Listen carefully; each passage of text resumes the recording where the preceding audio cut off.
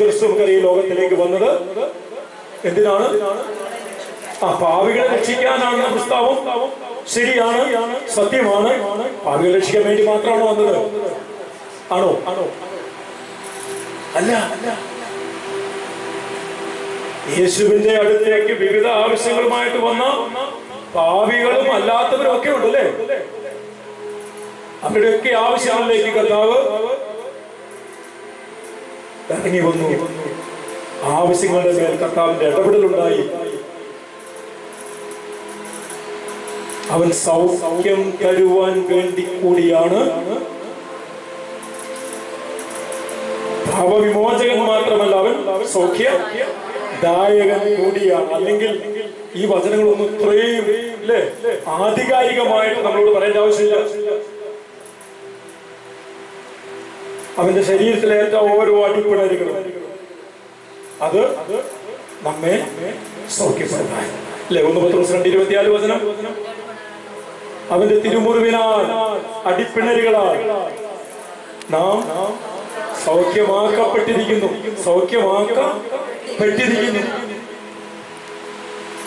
എങ്ങനെയാണ് അവൻ സൗഖ്യം തരിക?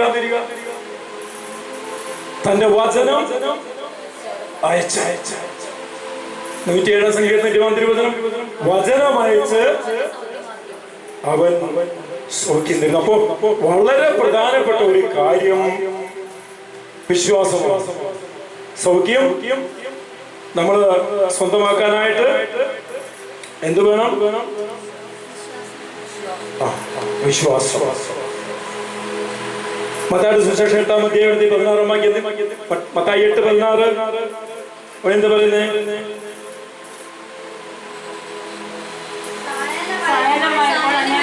അനേകം സായാഹ്നമായപ്പോൾ, മത്തായി 8:16 സായാഹ്നമായപ്പോൾ അനേകം പിശാചുബാധിതരെ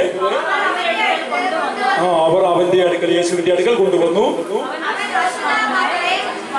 അവൻ അശുദ്ധാത്മാക്കളെ വചനം കൊണ്ട് പുറത്താക്കുകയും എല്ലാ രോഗികളെയും സുഖപ്പെടുത്തുകയും ചെയ്തു. Hallelujah, hallelujah. രോഗത്തിന്റെ അവസ്ഥയിലായിരിക്കുന്ന എല്ലാ മക്കളെയും കർത്താവ് സുഖപ്പെടുത്തും. ഒറ്റ കാര്യം മതി. എന്തുകൊണ്ട്? ഹൃദയത്തിന് തക്ക വിശ്വാസം വേണം. ഹൃദയത്തിന് തക്ക വിശ്വാസം ഉണ്ടെങ്കിൽ ഇതാ ദൈവത്തിന്റെ ഇടപെടൽ നടക്കുകയാണ്. ആ വിശ്വാസം കർത്താവിനെ പോലും അത്ഭുതപ്പെടുത്തിയ ഒരു വിശ്വാസമുണ്ട്. കർത്താവിനെ പോലും അത്ഭുതപ്പെടുത്തിയ വിശ്വാസം. അതിനാണ് കർത്താവിനെ പോലും അത്ഭുതപ്പെടുത്തിയ വിശ്വാസം.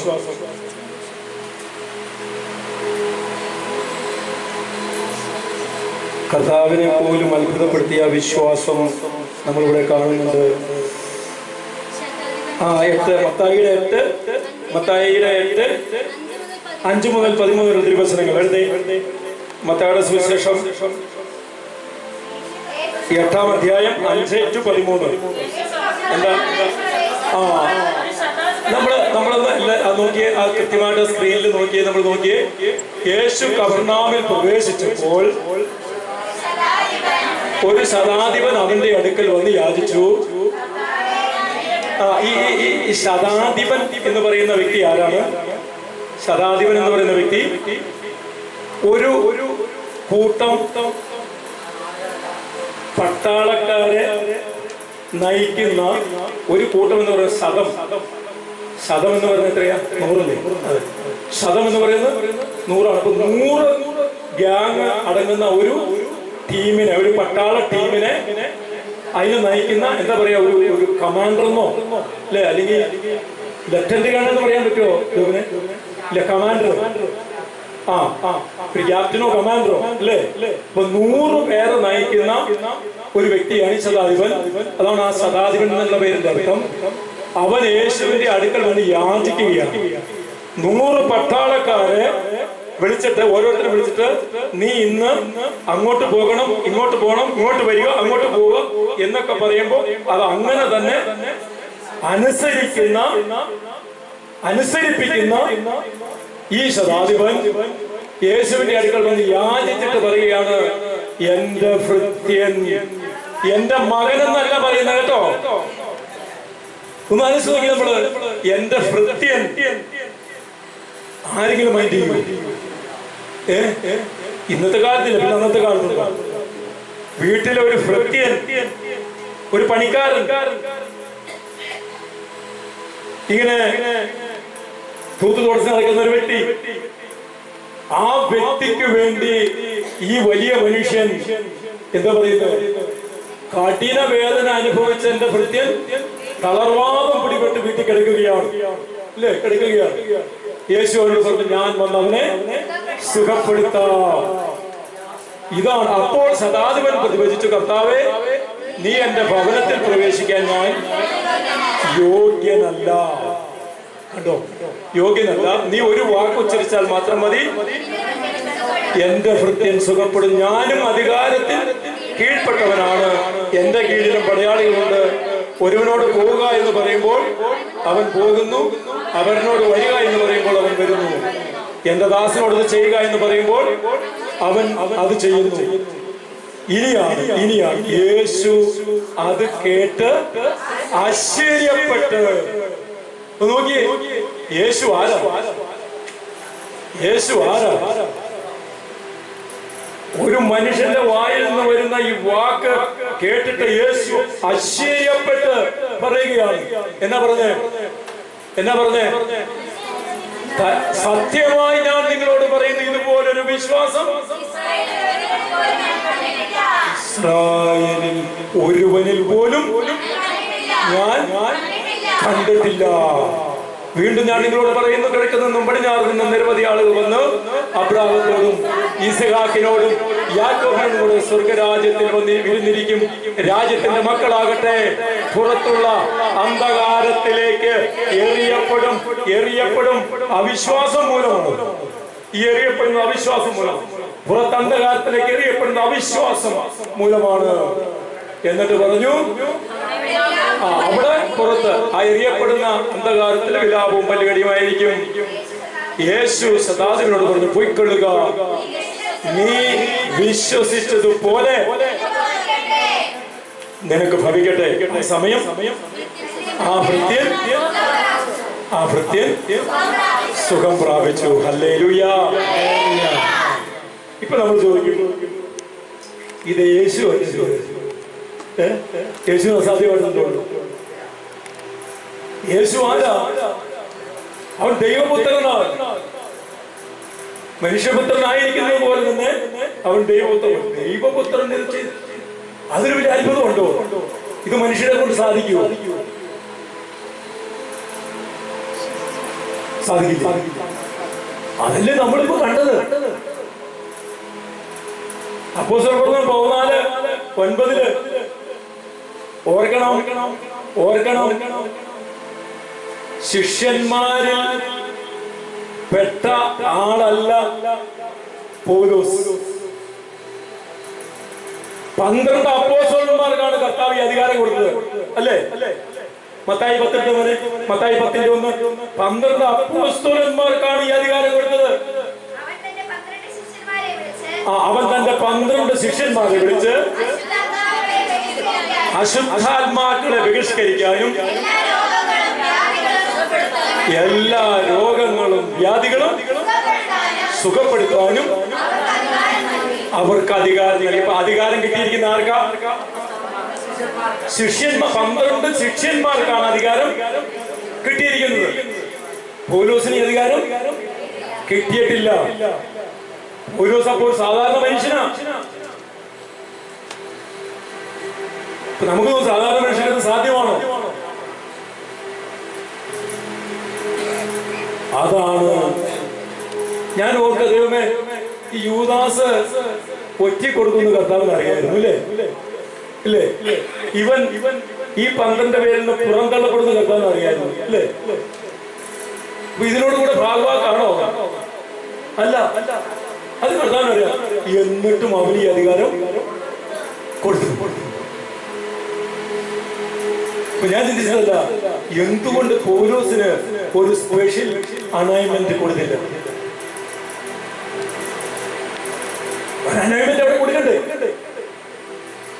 കാരണം സഭയെ പീഡിപ്പിച്ചവൻ, യേശുവിനെ പീഡിപ്പിച്ചവൻ, ക്രിസ്ത്യാനികളെ പീഡിപ്പിച്ചവൻ, നശിപ്പിക്കാൻ നടക്കുന്നവൻ, അവൻ മാനസാന്തരപ്പെട്ട് തിരിച്ചു വന്നപ്പോ ഈ ഒരു അഭിഷേക കൃപ അവന് കൊടുക്കണ്ടേ? ദർശനത്തിന് കർത്താവ് അവന് പ്രത്യക്ഷപ്പെട്ടു, അത്രയേ ഉള്ളൂ. പക്ഷെ വിശ്വാസത്താൽ പൗലോസ് അത് സ്വന്തമാക്കി. കാരണം കൃപ, കൃപ, കൃപ.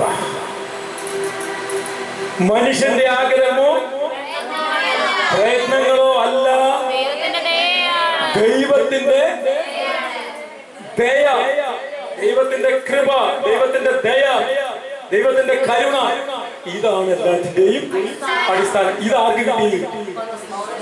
പൗലോസിന് കിട്ടി. ഇത് കിട്ടി.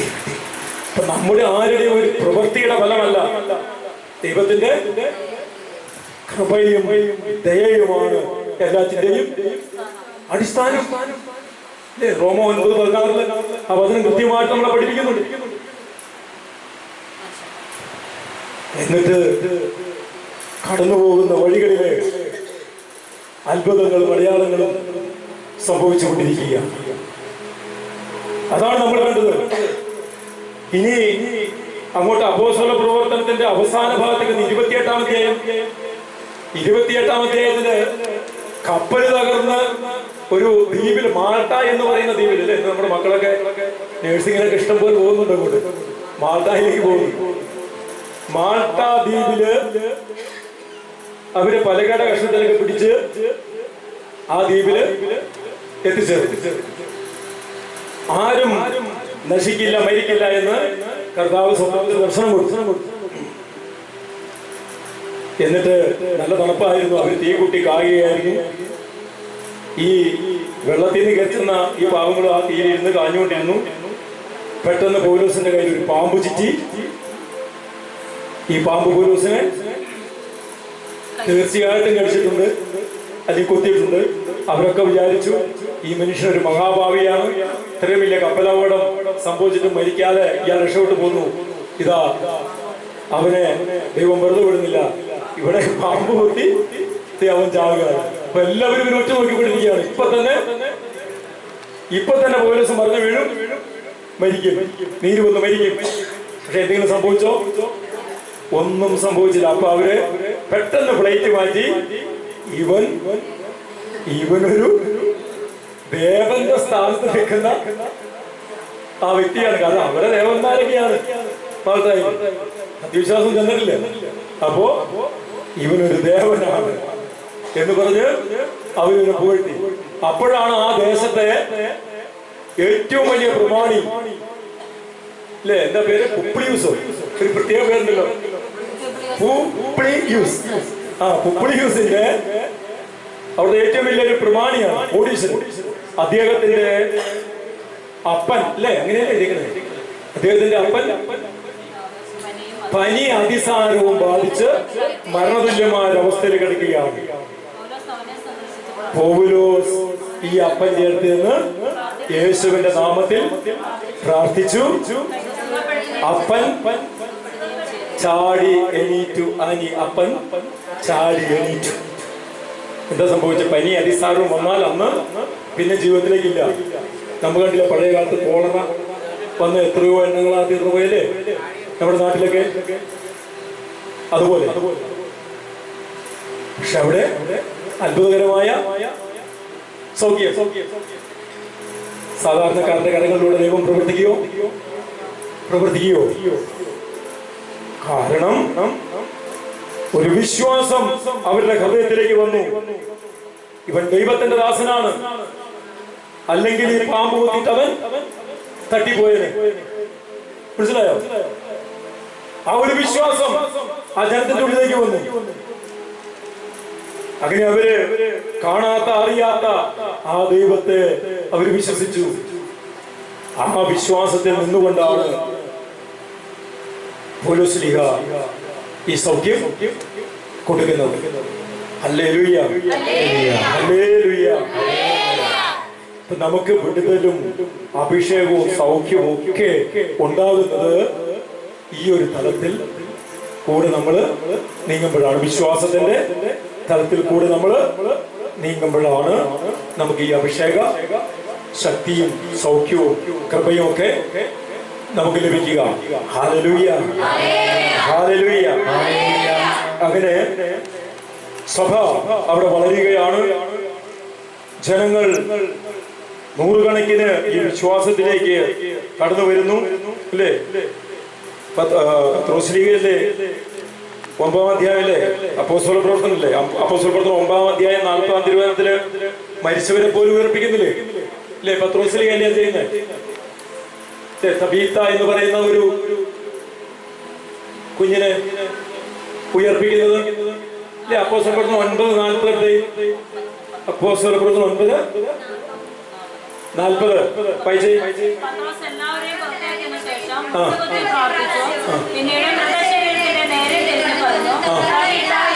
അത് തന്നെ, അതെ, തബീത്ത.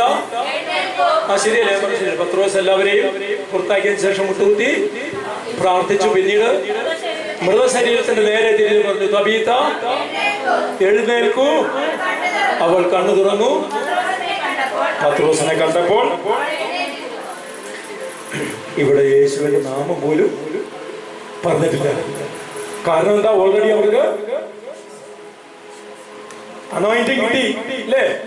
ഓൾറെഡി അവർക്ക് അതോറിറ്റി കിട്ടിക്കഴിഞ്ഞു.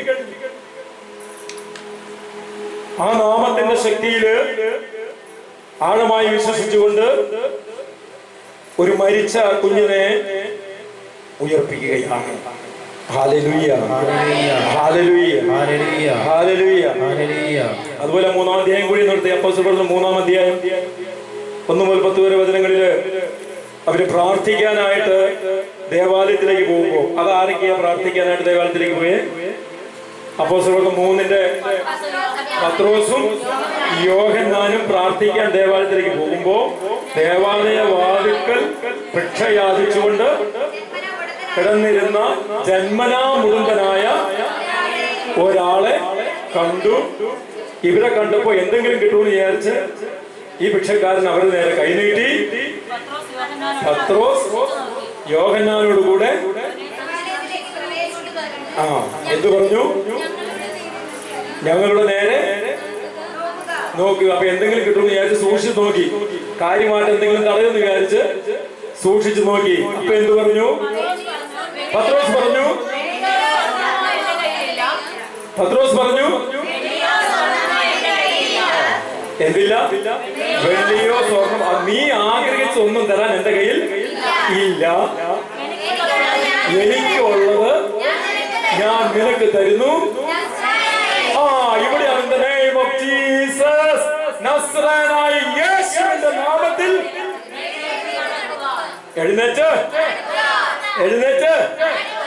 നടക്കുക. എന്ത് സംഭവിച്ചു?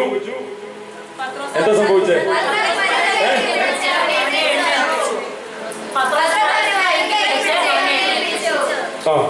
എന്നിട്ടോ അവൻ ചാടി എഴുന്നേറ്റ് നടന്നു കുതിച്ചു ചാടി ദൈവത്തെ സ്തുതിച്ചുകൊണ്ട് അവരോടൊപ്പം ദൈവാലയത്തിൽ പ്രവേശിച്ചു. Hallelujah, hallelujah. ആ അത്ഭുതങ്ങളും അടയാളങ്ങളും ഇന്നും സംഭവിച്ചുകൊണ്ടിരിക്കുകയാണ്. അല്ലേ? ഇന്നും സംഭവിച്ചുകൊണ്ടിരിക്കുകയാണ്. നമുക്കറിയാം, നമ്മുടെ ഈ കൊച്ചു കൂട്ടായ്മയിലൂടെ എത്രയോ മഹാ അത്ഭുതങ്ങൾ ഇതിനോടകം സംഭവിച്ചു കഴിഞ്ഞു.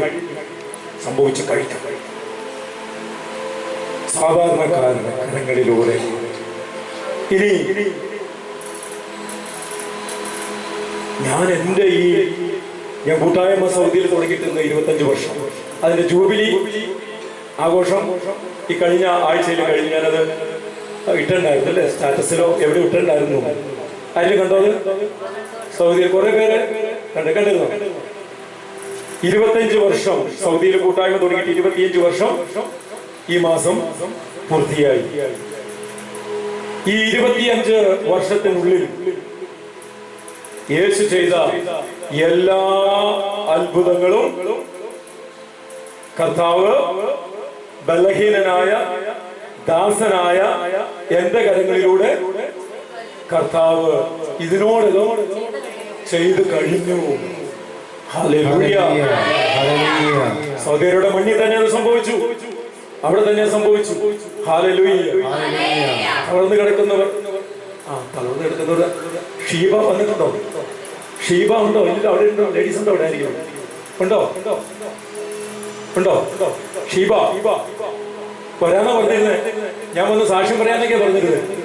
ഷീബ എന്ന് പറയുന്ന ഈ അല്ലപ്പുഴയുള്ള മഹിളാ കോൺഗ്രസിന്റെ ഒരു സെക്രട്ടറി ഷീബ മാണി സൗദി രണ്ടാമത്തെ പുസ്തകത്തോടുകൂടി തളർന്നു പോയി. ഇതുമായിരുന്നല്ല, കിടന്ന കിടപ്പ് അക്രൈസ്തവയാണ്. ഹൈന്ദവ വിശ്വാസം. ഉണ്ടായ കുഞ്ഞിന് 2 മാസമായി ഒന്നും എടുക്കാൻ പറ്റുന്നില്ല. കിടന്ന കിടപ്പ്, കൈകാലുകൾ കടന്നുപോയി. പ്രസവത്തോടു കൂടി ചിക്കൻ പോസ് പിടിച്ചു. ചിക്കൻ പോസ് വന്നിട്ട് അവിടെ എന്തോ മെഡിസിൻ കൊടുത്തു. അതോടുകൂടി ആള് കംപ്ലീറ്റ് തളർന്നു. അപ്പോഴാണ് നമ്മളിങ്ങനെ സൗദി അറേബ്യയില് കത്തി നിൽക്കുന്ന സമയം, കർത്താവിന് വേണ്ടി മരിക്കാൻ പോലും തയ്യാറായി നിൽക്കുന്ന സമയം.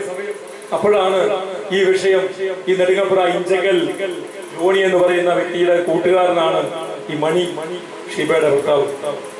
അങ്ങനെ ജോണി പറഞ്ഞ് ഞങ്ങൾ ഒരു വെള്ളിയാഴ്ച ആരാധന കഴിഞ്ഞ കുടുംബത്തിലേക്ക് ചെല്ലുമ്പോ തളർന്ന് കണ്ണുനീര് ഇങ്ങനെ ധാരധാരയായി ഒഴുകുന്നു. കാരണം ഈ കുഞ്ഞിനെ ഒന്ന് എടുക്കാൻ പോലും പറ്റുന്നില്ല.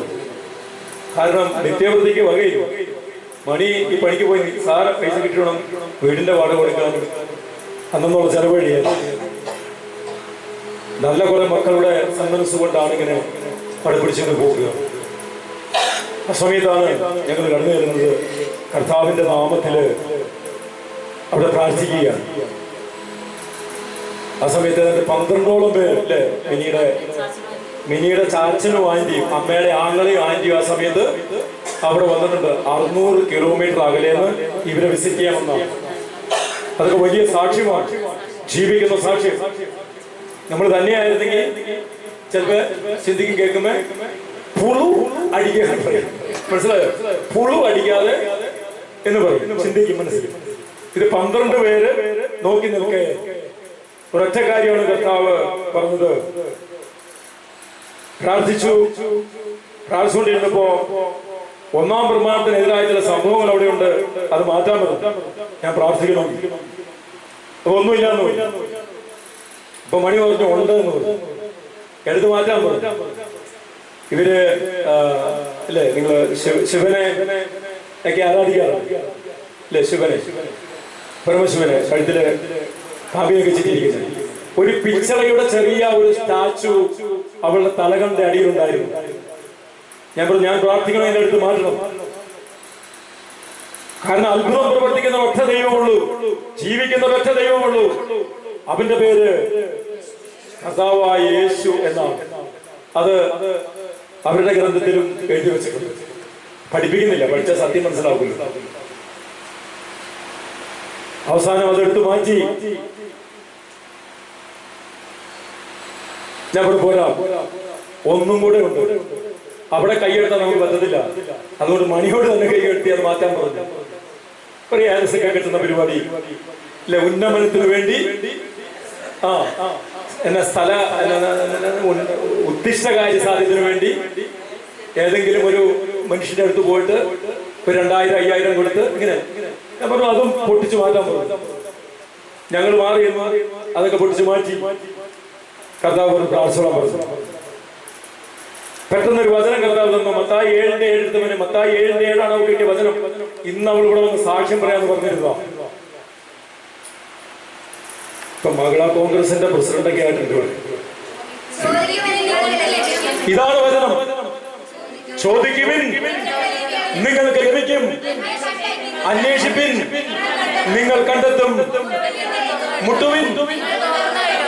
ഞാൻ പറഞ്ഞു, മോനെ, നീ അന്വേഷിക്കേണ്ടടുത്തല്ല ഇതുവരെ അന്വേഷിച്ചത്, മുട്ടേണ്ടടുത്തല്ല നീ ഇതുവരെ മുട്ടിയത്, ചോദിക്കേണ്ടവനോടല്ല നീ ഇതുവരെ ചോദിച്ചത്. ഇവനോടാണ് ചോദിക്കേണ്ടത്. ഇവനോടാണ് നിനക്ക് വേണ്ടി കാൽവരി മലയുടെ നിറകയിൽ 3 കാലിരുമ്പാണികളാൽ തറയ്ക്കപ്പെട്ട് അവസാനത്തുള്ളി രക്തവും നമുക്ക് വേണ്ടി ഊറ്റിത്തന്ന് നമ്മുടെ ജീവനെ വീണ്ടെടുത്ത, ആത്മാവിനെ വീണ്ടെടുത്ത അവനോടാണ് ചോദിക്കേണ്ടത്. അവന്റെ സന്നിധിയിലാണ് മുട്ടേണ്ടത്. അവനെയാണ് നീ അന്വേഷിക്കേണ്ടത്. അവൻ തുറക്കും വാതിൽ. കാരണം എല്ലാറ്റിന്റെയും താക്കോൽ അവന്റെ തോളിൽ വെച്ച് കൊടുത്തിരിക്കുകയാണ്, അവന്റെ കരങ്ങളിൽ വെച്ച് കൊടുത്തിരിക്കുകയാണ് പിതാവായ ദൈവം. യേശയ്യാ 22:22. ദാവീദ് ഭവനത്തിന്റെ താക്കോൽ അവന്റെ കയ്യിൽ. അവൻ തുറന്നാൽ ആർക്കും അടയ്ക്കാൻ പറ്റത്തില്ല. അവൻ അടച്ചാൽ പിന്നെ ആരും തുറക്കത്തില്ല. അതുകൊണ്ട് നീ വിശ്വസിക്കുന്നു. ഇപ്പൊ മൂത്ത കുഞ്ഞിത്തൊരു ഉള്ളൂ. രണ്ടാമത്തെ ദിവസമാണ്. മൂത്ത കുഞ്ഞുണ്ട്. ഈ മണിയും കുഞ്ഞൊക്കെ കരയാൻ തുടങ്ങി. അവര് വിളിച്ചു പറഞ്ഞു ഞങ്ങൾ വിശ്വസിക്കുന്നു. ഇവളും പറഞ്ഞു വിശ്വസിക്കുന്നു. പിന്നെ കടക്കുക. ഏതാണ്ട് അനിയുടെ അത്രയും തടിയുണ്ട്. അതിനേക്കാളും കുറച്ചുകൂടെ നീട്ടമുണ്ട്. നല്ല നീട്ട. ഒരു കട്ടിലിൽ മുഴുവനും എടുക്കുക. ശക്തമായിട്ട് ഈ വചനം വെച്ച് പ്രാർത്ഥിച്ചു. ഞാൻ പറഞ്ഞു കർത്താവായ യേശു ക്രിസ്തുവിന്റെ നാമത്തിൽ I command you in the name of Jesus. കൈയോടുത്തിട്ട് പറഞ്ഞു wake up, wake up, wake up, wake up, wake up, wake up, the name of Jesus, wake up.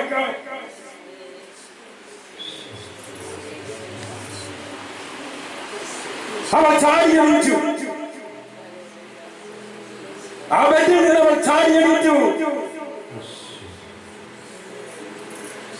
ഞാൻ കൈക്ക് പിടിച്ച് ആദ്യം ആനി നടത്തിയതുപോലെ ആ മുറിക്കുള്ളിലൂടെ എന്റെ കൈ ഇരുന്നു. എന്റെ കൈ പിടിച്ച് ഞാൻ നടത്തിച്ചു. ഞാൻ കൈവിട്ടു. ശിവോട് പറഞ്ഞു സ്പീഡ് എടുക്കാൻ. ഞാൻ സ്പീഡ് നടന്നു. ഞാൻ ഓടി. അവളെന്റെ പുറകെ ഓടി. ഒരു 7 റൗണ്ട് റൂമിന്റെ ഉള്ളില് ഓടിച്ചു. തളർന്നു കിടന്ന മകൾ ചാടി എണീറ്റു. അവൾ ഓടി. പരമേശ്വരോട് കൂടി തന്റെ കുഞ്ഞിനെ വാരിയെടുത്ത് മാറിലേക്ക് ചേർത്ത് തുരുതുരാ മുത്തം കൊടുത്തു. അവിടെ നിന്നവരൊക്കെ കണ്ണുനീർ വാർത്തു. അതിനുശേഷം ഞാൻ പറഞ്ഞു ഇത്രയും പേർക്ക് നീ പോയി ചായ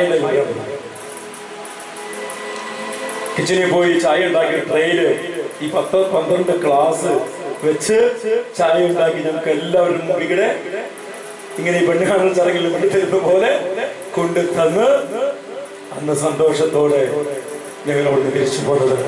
12 പേര് സാക്ഷികളാണ്. മിനിയുടെ അമ്മാച്ചനും അമ്മാച്ചിയും ഒക്കെ അടക്കം. Hallelujah, hallelujah. അതുകൊണ്ടാണ് ഞാൻ പറഞ്ഞത് നമുക്ക് വിശ്വാസക്കുറവുണ്ടെങ്കിൽ അവൻ ഇടപെടുകയില്ല.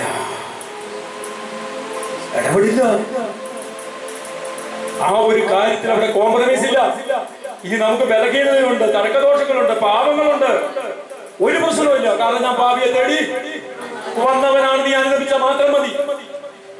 പക്ഷെ നിനക്ക് വിശ്വാസക്കുറവുണ്ടെങ്കിൽ ഒന്നാം പ്രമാണത്തിന്റെ ലംഘനം, ഈ 2 കാര്യങ്ങൾ ദൈവം പ്രവർത്തിക്കാൻ നമ്മുടെ ജീവിതത്തിൽ തടസ്സമായിരുന്ന 2 കാര്യങ്ങൾ. ഒന്നാം പ്രമാണത്തിന്റെ ലംഘനം,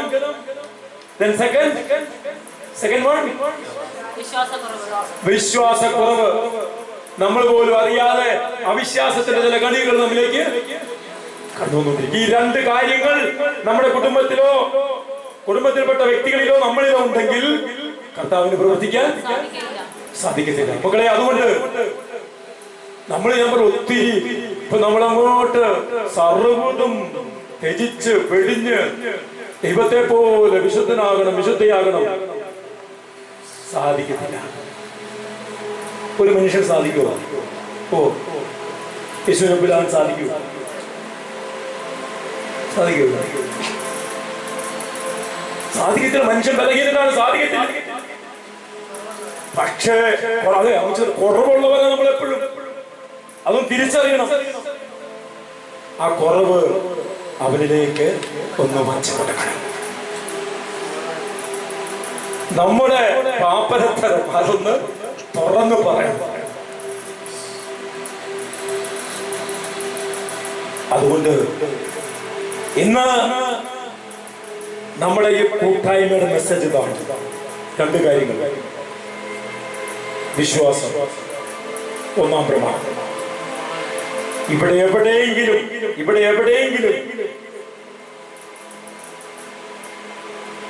നമ്മൾ വെള്ളം ചേർക്കുകയോ ഒന്നാം പ്രമാണത്തില് അങ്ങനെയാകാം, ഇങ്ങനെയും.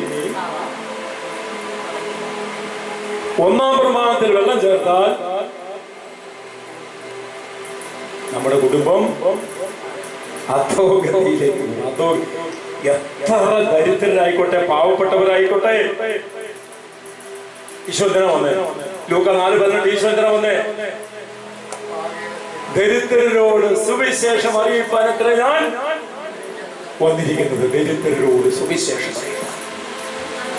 പാപികളെ തേടി വന്നവൻ, ദരിദ്രരെ തേടി വന്നവൻ, പാപപ്പെട്ടവനെ, അല്ലെ, ബലഹീനനെ, പാപികളെ തെരഞ്ഞെടുത്ത് ചേർത്ത് പിടിച്ച്, പൊടിപ്പും തൊങ്ങിലും വെച്ച അല്ലേ മഹാപുരോഹിതന്മാരൊക്കെ ഉണ്ടായിരുന്നു, പരിസരന്മാരുണ്ടായിരുന്നു, നിയമത്തിലുണ്ടായിരുന്നു. ദൈവത്തിന്റെ നിയമങ്ങളൊക്കെ അക്കമിട്ട് പഠിപ്പിക്കുന്നവരും പഠിക്കുന്നവരും പഠിച്ചവരും അവരെ ആരെയും കർത്താവ് സ്വീകരിച്ചില്ല. കർത്താവ് ആരെയാ സ്വീകരിച്ചത്? മഹാഭാവികളെ, ചുങ്കക്കാരെ, വേശ്യകളെ. വേശ്യയുടെ ഭവനത്തിൽ അവൻ വിരുന്നുകാരനായി പോയിരിക്കുന്നു. ചുങ്കക്കാരന്റെ വീട്ടിൽ അവൻ അതിഥിയായി പോയിരിക്കുന്നു. അതുകൊണ്ട് നമ്മുടെ ബലഹീനതകളൊന്നും ഒരു പ്രശ്നമല്ല മക്കളെ. ഒരൊറ്റ കാര്യം നിങ്ങൾ ശ്രദ്ധിച്ചുകൊള്ളുക. ഒന്നാം പ്രമാണത്തിന്റെ ലംഘനം നടന്നിട്ടുണ്ടെങ്കിൽ നിങ്ങൾ ചങ്കുപൊട്ടി അനുദപിച്ച്, കുമ്പസാരിച്ച് അനുദപിച്ച് പ്രാർത്ഥിക്കണം. രണ്ട്, നിങ്ങളുടെ വിശ്വാസത്തിന്റെ തലം നിങ്ങൾ പരിശോധിക്കണം. ഈ രണ്ട് തലങ്ങളിൽ നമ്മൾ പെർഫെക്റ്റ് ആണെങ്കിൽ, കുറവില്ലാത്തവരാണെങ്കിൽ, ഇഷ്ടമുള്ളത് ചോദിച്ചു കൊള്ളുക. ഇഷ്ടമുള്ളത് ചോദിച്ചു കൊള്ളുക. എന്ത് പറ്റും? ഇഷ്ടമുള്ളത് ചോദിക്കുമ്പോ എന്ത് പറ്റും? എന്താ പറയുന്നത്? ഈശോ ഒരു കാര്യം 14:12 യോഹന്നാൻ, യോഹന്നാന്റെ സുവിശേഷം 14:12 എടുത്തിട്ട് നമുക്ക് ഈ ശുശ്രൂഷ ഞാൻ അവസാനിപ്പിക്കുകയാണ്. കണ്ടില്ല, ഇവിടെ കുറിച്ച് വെച്ചിട്ടുണ്ടായിരുന്നു, കണ്ടില്ല ഒന്നും. എന്തോ യോഹന്നാൻ 14:12. ഓക്കെ. സത്യസത്യമായി ഞാൻ നിങ്ങളോട് പറയുന്നു, ശ്രദ്ധിച്ച്, എന്നിൽ വിശ്വസിക്കുന്നവരും ഞാൻ ചെയ്യുന്ന പ്രവൃത്തികൾ ഇവനെന്ത് യോഗ്യത, ഇത് പറയാനും ചെയ്യാനും ഇവനെന്ത് യോഗ്യത. ഇതാണ് യോഗ്യത. യോഹന്നാൻ 14:1 നിങ്ങൾ യേശുവിന്റെ നാമത്തിൽ നിങ്ങൾ ഒരു വ്യക്തിക്ക് വേണ്ടി പ്രാർത്ഥിപ്പിക്കുകയോ അല്ലെങ്കിൽ ഒരു അഭിഷേക പ്രാർത്ഥന നടത്തുകയോ സൗഖ്യപ്രാർത്ഥന നടത്തുകയോ ചെയ്തു കഴിഞ്ഞാൽ അതിനുള്ള വചനമാണ് യോഹന്നാൻ 14:12. എന്നിൽ വിശ്വസിക്കുന്നവൻ ഞാൻ ചെയ്യുന്ന പ്രവൃത്തികൾ ചെയ്യും. ഞാൻ പിതാവിന്റെ അടുത്തേക്ക് പോകുന്നതുകൊണ്ട് ഇവയേക്കാൾ വലിയവയും ഇവയേക്കാൾ വലിയ. യേശു പറയാണ്, ഇത് അപ്പോസ്തലൻ പറയുന്നത്, യേശു തന്റെ വായ്മൊഴിയാൽ പറയാണ്, ഞാൻ ചെയ്തതിനേക്കാളും വലിയ കാര്യങ്ങൾ എന്നിൽ വിശ്വസിക്കുന്നവനും ചെയ്യും. Hallelujah, hallelujah. ആന്തരിക അവയവങ്ങൾ മുഴുവനും ഡാമേജായി. ഉള്ളിൽ നിന്ന് എന്താ പറയുന്നത്, നമ്മൾ ഛർദ്ദിക്കുന്നത് പോലെ ഇങ്ങനെ ഉള്ളിൽ നിന്ന് മുഴുവൻ ദ്രവിച്ച് പോയിക്കൊണ്ടിരുന്ന സന്തോഷം അല്ലേ, പക്കാ ഹൈന്ദവ വിശ്വാസം വെക്കുന്ന വ്യക്തിയാണ്. അമൃത ഹോസ്പിറ്റലിൽ ഉപേക്ഷിച്ചു വിട്ട വ്യക്തിയാണ്. നമ്മുടെ കൂട്ടുകാരനോട് പ്രാർത്ഥന എടുത്തില്ലേ? പ്രാർത്ഥിച്ചു വിട്ടു. യാത്രയ്ക്ക് വന്നു, വേളാങ്കണ്ണി യാത്രയ്ക്ക് വന്നു. ജപമാല പ്രാർത്ഥനയിടയില് അഭിഷേക പ്രാർത്ഥന നടത്തി. ദുഃഖത്തിന്റെ രണ്ടാം രഹസ്യം എന്താ സംഭവിച്ച്? ടോയ്ലറ്റിൽ പോകണമെന്ന് പറഞ്ഞു. രണ്ടുപേരും കൂടി കൊണ്ടുപോയി ടോയ്ലറ്റിൽ ഇരുന്ന മകൻ അവന്റെ ഉള്ളിൽ നിന്ന് പോയത് ഇങ്ങനെ ചോരവരെയും ചലവും നീരും ഇതൊക്കെ ആയിട്ടങ്ങ് പോയി. അവൻ അവിടെ നിന്ന് ഒറ്റ ഓട്ടമായിരുന്നു. ഓടി വന്ന് കെട്ടിപ്പിടിച്ച് കായലിലേക്ക് വഴി അവന്ന വഴി നടക്കാൻ പറ്റാതിരുന്നത് തിരിച്ചു വന്നത് ഓടി. 3 വർഷമായിട്ട് അരിയാഹാരം കഴിക്കാൻ പറ്റാത്ത വ്യക്തി, ട്യൂബിലൂടെ ലിക്വിഡ് ഫുഡ് കൊടുത്തുകൊണ്ടിരുന്ന വ്യക്തി, അന്ന് ഞായറാഴ്ച അന്ന് ഉച്ചയ്ക്ക് ഒരു പ്ലേറ്റ് ചോറ് വിളമ്പി കൊടുത്ത മനുഷ്യനായിരിക്കുന്നത്. അതിനുശേഷം ഒരു പ്ലേറ്റും കൂടെ വേണമെന്ന് പറഞ്ഞ് 2 പ്ലേറ്റ് ചോറ് മേടിച്ചുകൊണ്ട് ഏമ്പക്കവും വിട്ട് കണ്ണുനീരോടെ ആ കുടുംബം കണ്ണുനീരോടെ ആണ് ആ ചോറുണ്ട് തീർത്തത്. ഇന്ന് ആ സന്തോഷ് ഡെയിലി 1500 രൂപ വേജസിന് ഒരു വർക്ക്ഷോപ്പ് പണിക്കാരനാണ്. മനോഹരമായ ഒരു കുടുംബം കർത്താവ് നൽകി. പ്രായത്തിന്റെ പെൺകുഞ്ഞുങ്ങള് വീടില്ല, ഇന്ന് വീടും കൊടുത്തു. 4 സെന്റ് സ്ഥലം ഒരു മനുഷ്യന്റെ അവതാരം കൊണ്ട് കൊടുത്തു. പഞ്ചായത്ത് ഒരു വീടും ശരിയായി. മൂത്ത കൊച്ചിനെ ഒരു കത്രുകാരൻ കെട്ടിക്കൊണ്ട്, നല്ല സുന്ദരിക്കുട്ടികളായി, മൂത്ത കൊച്ചിനെ ഒരു കത്രുകാരൻ കെട്ടിക്കൊണ്ടുപോയി. 2ാമത്തെ കൊച്ചിപ്പോ ഡിഗ്രി ഇതെല്ലാം കഴിഞ്ഞ് വീണ്ടും PG ഒക്കെ ചെയ്തുകൊണ്ടിരിക്കുന്നു. അവൻ ദിവസവും ജോലിക്ക് പോകുന്നു, സന്തോഷമായി ജീവിക്കുന്നു. ആ കുടുംബത്തിൽ സന്ധ്യയ്ക്ക് ഇന്നും വിളക്ക് വെച്ചിട്ട് അവർ പ്രാർത്ഥിക്കുന്നത് ജപമാല പ്രാർത്ഥനയാണ്. അതിനുശേഷം അവരുടെ നാമം ജപിക്കുന്നുള്ളൂ. അമ്മയുടെ പുണ്യഭൂമിയിൽ നിന്ന് ഇന്നും ജീവിക്കുന്നവനായ ദൈവം കെട്ടിയിറക്കി തന്ന ജീവിതമാണ് ഞങ്ങളുടെ എന്ന് പറഞ്ഞ് അതുങ്ങൾ ഇന്നും ആ വിശ്വസ്തയോടെ മുമ്പോട്ട് പോയിക്കൊണ്ടിരിക്കുന്നു. പ്രിയ മക്കളെ, ഇവിടെ എന്താ അന്ന് അവിടെ അത് ചെയ്തപ്പോ ഞാൻ അവിടെ യേശുവാസു, ഇന്ന് ഇവിടെ പ്രാർത്ഥിച്ചപ്പോ ഞാൻ യുവദാസായി. അതാണോ സംഭവം? ഇത് ചെയ്താൽ എന്താ സംഭവം? ഞാൻ അതാ പറഞ്ഞത്. വിശ്വസിച്ചു, അവർ വിശ്വസിച്ചു. കാരണം ആത്മഹത്യയുടെ വക്കിൽ 5 ജീവിതങ്ങൾ, പ്രായപൂർത്തിയ 2 പെൺകുഞ്ഞുങ്ങൾ. ഇവനിങ്ങനെ ആയതുകൊണ്ട് അവർക്ക് ജോലിക്കാൻ പറ്റില്ല. അവള് മറ്റേ പോലീസിന്റെ പണിക്കാൻ പോയി. പോലീസ് തീരുമാനമെടുത്തിരുന്ന ജീവിതം മുമ്പോട്ട് കൊണ്ടാൻ രക്ഷയില്ല, അവസാനിപ്പിക്കുക. ആ സമയത്താണ് ദൈവത്തിന്റെ ആത്മാവ് ഉള്ളിൽ വെറുതെ ഒരു ചിന്ത. ഓണത്തിന് ഒരാഴ്ച കൂടി ഉള്ളൂ. ആ സമയത്ത് ഞാൻ പാല് കൊടുത്തിട്ട്, ഡയറിയിൽ പാല് കൊടുത്തിട്ട് തിരിച്ച് അവരുടെ റൂട്ടിൽ വരിക. എനിക്ക് ആ റൂട്ടിൽ വരേണ്ട കാര്യമില്ല. ചെറുകുന്ന് കനാൽമണ്ടയാണ് അവിടെ വാടകയ്ക്ക് താമസിക്കുക. അപ്പൊ അവിടെ വന്നപ്പോ എന്നാലും ഇവരുടെ വീടിന്റെ മുമ്പിലേക്കാണല്ലോ വന്നത്. സന്തോഷത്തോടെ കയറിയേക്കാം, രോഗബാധിതനായി ഹോസ്പിറ്റലിൽ തള്ളിക്കളഞ്ഞു ന്യൂസ് വന്നു. കയറിയേക്കാം, ജസ്റ്റ് കയറി. ഞാൻ വീട്ടിൽ കയറുമ്പോ 4 ദിവസമായി ആ വീട്ടില് അടുപ്പ് പുകഞ്ഞിട്ട് 4 ദിവസം.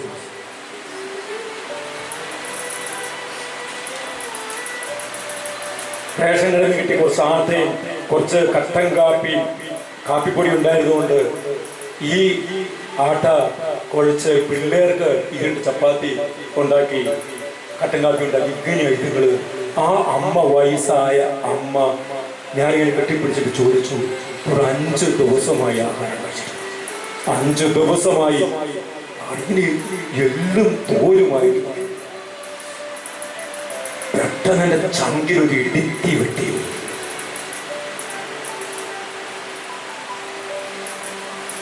പ്രായപൂർത്തിയായ പെൺകുഞ്ഞുങ്ങള് ശരിക്കും ആഹാരം കഴിക്കേണ്ട പ്രായം. ദൈവത്തിന്റെ കൃപ പാലിന്റെ പൈസ കിട്ടിയ ദിവസം ഞാൻ അങ്ങനെ തന്നെ എടുത്ത് കുഞ്ഞുങ്ങളെ കൊടുത്തു. വേഗം പോയി ഇപ്പൊ ചെറുകുന്നത്തെ ഒരു സൂപ്പർ മാർക്കറ്റല്ല, സുഹൃത്തിന്റെ മാർജൻപുരി സൂപ്പർ മാർക്കറ്റ്. ആവശ്യമുള്ള സാധനങ്ങളെല്ലാം വാങ്ങി ഓട്ടോറിക്ഷ കയറും. ഞാൻ ഒരു 2 ചിക്കനും വാങ്ങണം. കാരണം ഇന്ന് വൈകിട്ട് നമുക്ക് ഒരുമിച്ച് ആഹാരം കഴിക്കണം. ആവശ്യമുള്ള സാധനങ്ങളെല്ലാം ഇതുകൾ വാങ്ങി, ആർത്തിയോടെ വാങ്ങി കുട്ടി ഓട്ടോറിക്ഷ വിളിച്ചു കൊടുത്തു. അന്ന് ഏതാണ്ട് 5000 ചില്ലാൻ രൂപയുടെ സാധനം അതുങ്ങൾ വാങ്ങി. ബാക്കി പൈസ എൻ്റെ കൂട്ടത്തിൽ ഏതാണ്ട് 8000 രൂപ എന്ന് പാലിന്റെ പൈസ കിട്ടിയതാണ്. ബാക്കി എൻ്റെ പേർക്ക് ബ്രഹ്മണി വെച്ചോ, പൈസ വയ്ക്ക്, ആവശ്യം വരും. ഓണമാണ് വരുന്നത്. ഒരാഴ്ച കഴിയുമ്പോൾ ആ ഓണത്തിന് 2 കൂട്ടം പായസം ഉണ്ടാക്കി, എല്ലാ കറികളും ഉണ്ടാക്കി വെക്കണം. ഞാൻ വരും.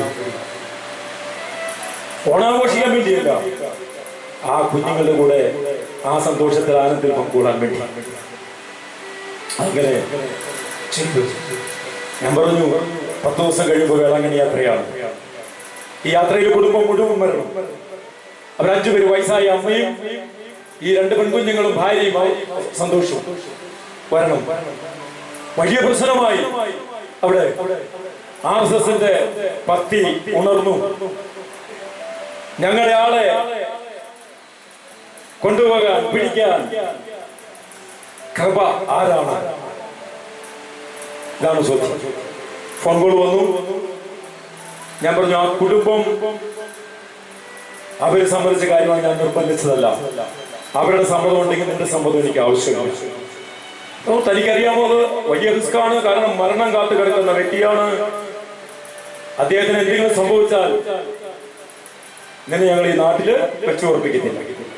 ഞാൻ പറഞ്ഞു അങ്ങനെയാണെങ്കിൽ മരിക്കട്ടെ, ഒരു പുണ്യസ്ഥലത്ത് തന്നെ മരിക്കുന്നത് നല്ല കാര്യം. ആ ചലഞ്ചായിട്ട് നമ്മൾ ഏറ്റെടുത്തു. അങ്ങനെയാണ് നമ്മൾ കൊണ്ടുപോയത്. ആ പുണ്യഭൂമിയിൽ വെച്ചാണ് കർത്താവ് മഹാത്ഭുതം പ്രവർത്തിച്ചത്. സന്തോഷവും ആരോഗ്യത്തോടെ ജോലി ചെയ്ത് ജീവിക്കുന്നു.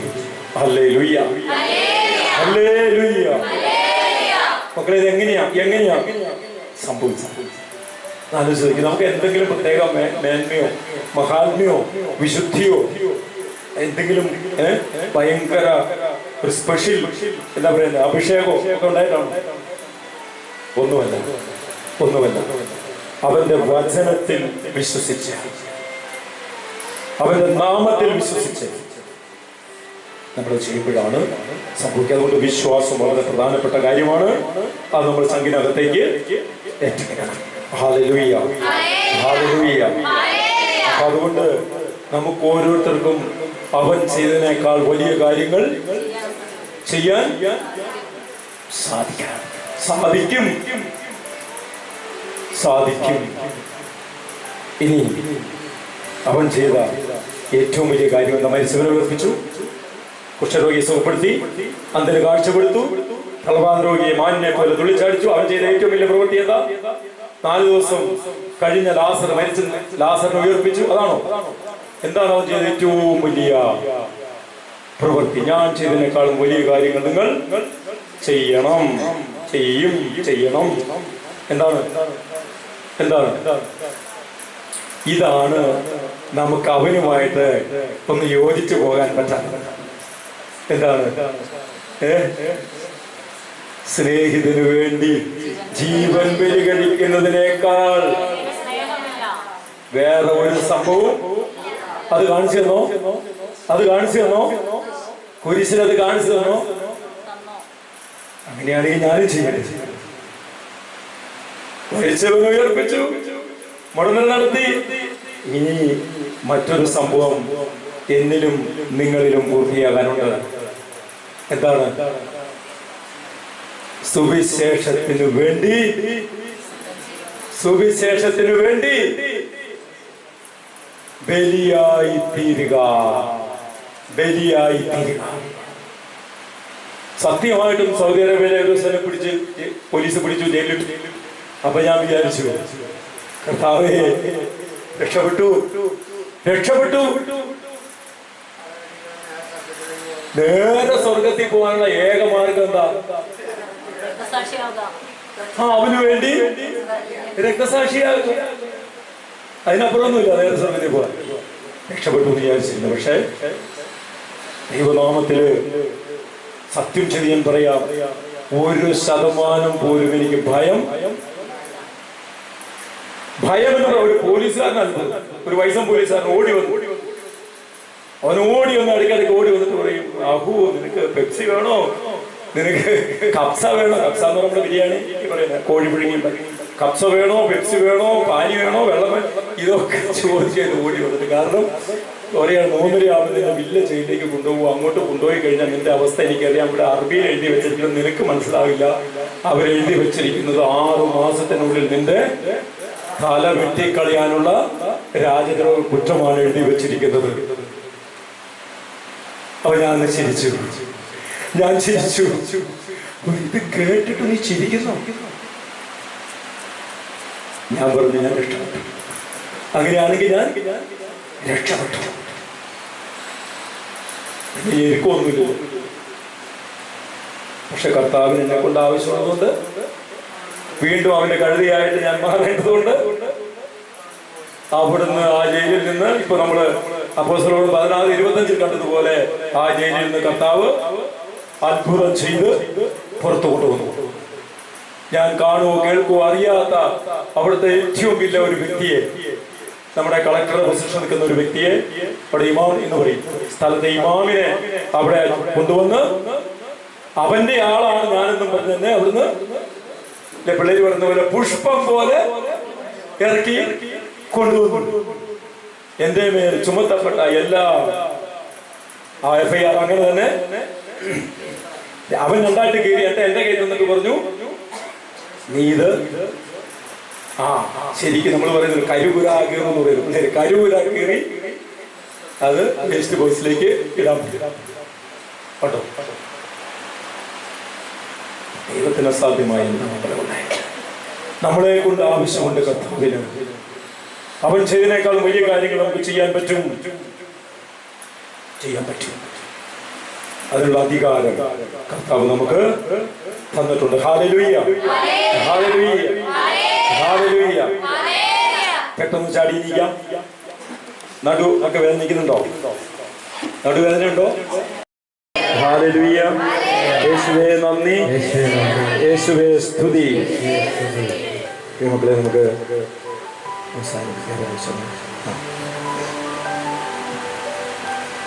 ഒരു ചെറിയ അനുതാപ പ്രാർത്ഥനയോട് കൂടി നമുക്ക് അവസാനിപ്പിക്കാം. നമ്മുടെ ജീവിതം മുഴുവനും ഈശോയ്ക്ക് കൊടുക്കുക. കെട്ടവചനത്തിന്റെ പശ്ചാത്തലത്തില് ഏതെങ്കിലും വിധത്തില് നമുക്ക് വീഴ്ചകൾ പറ്റിയിട്ടുണ്ടെങ്കിലും, 1-ാം പ്രമാണത്തിന്റെ ലംഘനമൊക്കെ നമ്മൾ നടന്നിട്ടുണ്ടെങ്കിൽ അതിനെക്കുറിച്ച് അനുദപിക്കുക, പ്രാർത്ഥിക്കുക. ഈശോയുടെ പീഡാസഹനങ്ങൾ ധ്യാനിച്ചുകൊണ്ട് ഒരു നിമിഷം നമ്മൾ പ്രാർത്ഥിക്കണം. എല്ലാവരും ഈ സ്ക്രീനിലേക്ക് നോക്കുക. ആ ലൈറ്റ് ഓഫ് ചെയ്തു. യെസ്, നമ്മൾ കാണുന്നു നമ്മുടെ അതിക്രമങ്ങൾക്ക് വേണ്ടി അവൻ മുറിവേൽപ്പിക്കപ്പെട്ടു. നമ്മുടെ അകൃത്യങ്ങൾക്ക് വേണ്ടി ക്ഷതമേൽപ്പിക്കപ്പെട്ടു. 53-ാം അധ്യായം 5-ാം വാക്യം യേശയ്യാ പ്രവചനം. അവന്റെ മേലുള്ള ശിക്ഷ നമുക്ക് രക്ഷ നൽകി.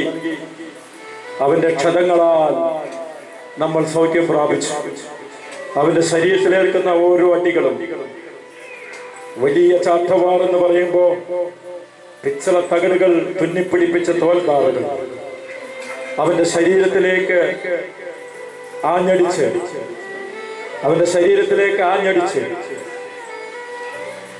ശരീരത്തിൽ നിന്ന് പച്ചമാംസവും രക്തവും ചിന്നിച്ചിതറുന്ന അവസ്ഥ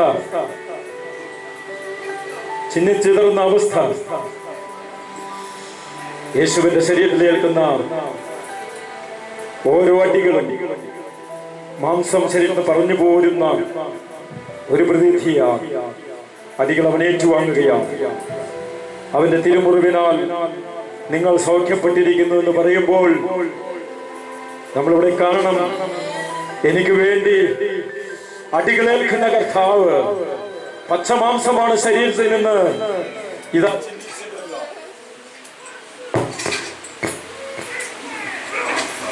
പച്ചമാംസം ശരീരത്തിൽ നിന്ന് ചിന്നിച്ചിതറുക, അടികളേൽക്കുന്നു. അവന്റെ മേലുള്ള ശിക്ഷ നമുക്ക് രക്ഷ നൽകി. യശയ്യാപ്രവചനം 53-ാം അധ്യായത്തില് അവൻ ജനിക്കുന്നതിന് മുൻപേ ഇതെഴുതി വെച്ചിരിക്കുകയാണ്. നോക്കുക, പിച്ചള ലോക തകിടുകൾ ശരീരത്തിലേക്ക് ആഞ്ഞു നിറച്ചിട്ട് അത് വലിച്ച് പറിച്ചെടുക്കുകയാണ്, ഊരിയെടുക്കുകയല്ല. അമ്മ രക്തക്കണ്ണീരുള്ള നമ്മൾ ചങ്ക് പൊട്ടുന്നു. തന്റെ തിരുക്കുമാരനെ മൃഗതുല്യമായ രീതിയിൽ ഇതാ വേട്ടയാടുകയാണ്. അവന്റെ അടിപ്പിണരുകളാൽ നിനക്ക് സൗഖ്യമുണ്ട്. അവന്റെ ശരീരത്തിലെ അടികൾ നിന്നെ സുഖപ്പെടുത്തുവാൻ വേണ്ടിയുള്ളതായിരുന്നു. കുഞ്ഞെ, നിന്റെ രോഗത്താൽ നീ വേദനിക്കുന്നവനാണ്. രോഗപീഠനം നിന്നെ തളർത്തുന്നുണ്ടോ? അതോർത്തോ, നിനക്ക് വേണ്ടിയാണ് അവൻ അടികൾ ഏറ്റെടുത്തത്. നിന്റെ ജീവിത വിശുദ്ധിക്ക് വേണ്ടിയാണ് അവന്റെ ശരീരം തല്ലി തകർക്കപ്പെട്ടത്. ഒഴിവുകാർ ഒഴുതുപോലെ, ഒഴിവുചാല് പോലെ അവന്റെ ഭൂമിയെ നീ തല്ലി തകർക്കപ്പെടുക. കണ്ടു നിൽക്കാൻ പറ്റാതെ അമ്മ കണ്ടുപൊത്തുന്നു. മനസാക്ഷിയുള്ള ഒരു മനുഷ്യനും അത് കണ്ടു നിൽക്കാൻ പറ്റത്തില്ല. യാതൊരു ദാക്ഷിണ്യവുമില്ലാതെ കഠിന ഹൃദയരായ റോമൻ പടയാളികൾ ഇതാ അവന്റെ മേൽ ആഞ്ഞടിക്കുകയാണ്. ഓരോ അടികളും നമുക്ക് വേണ്ടി അവൻ ഏറ്റുവാങ്ങി. പരിഭവങ്ങളില്ല, പരാതികളില്ല. അവന്റെ അടിപ്പിണരാണ് നിന്നെ സൗഖ്യത്തിലേക്ക് നയിക്കുക. യേശുവേ,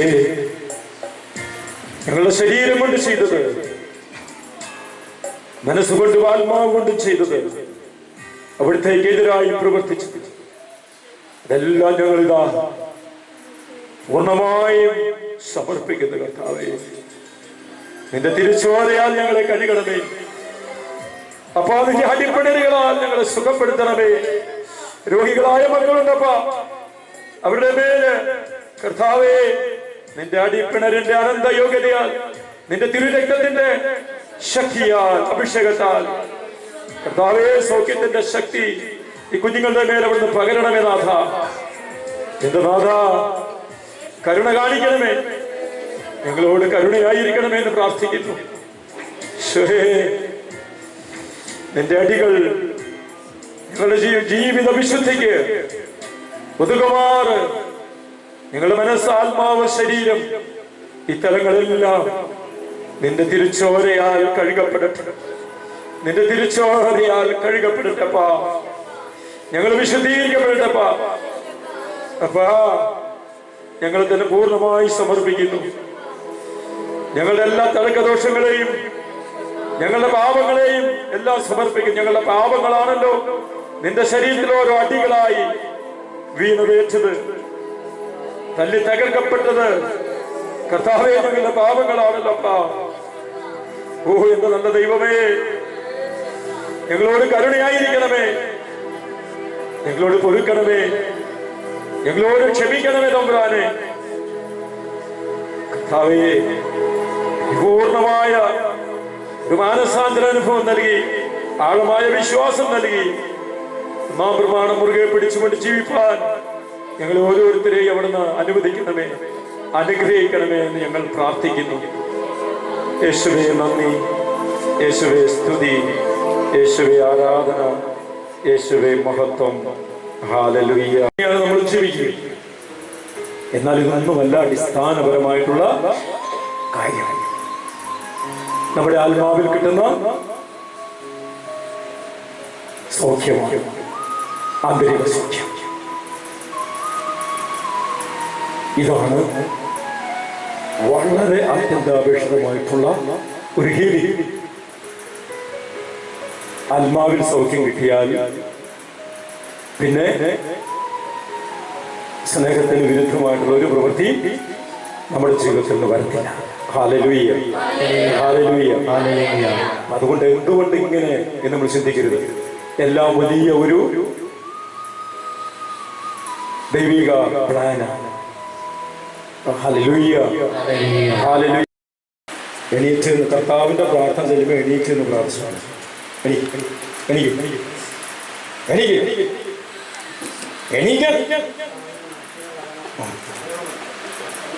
എന്തോ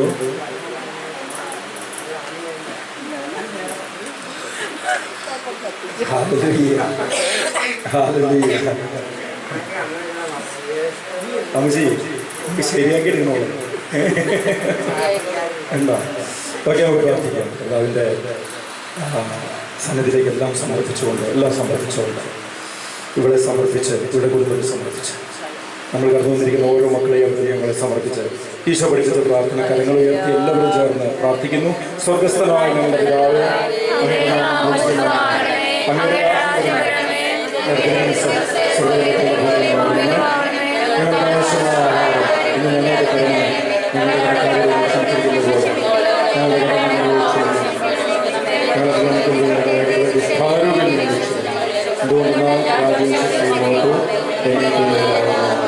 കൃപ നിറഞ്ഞ മറിയമേ, നിനക്ക് സമാധാനം.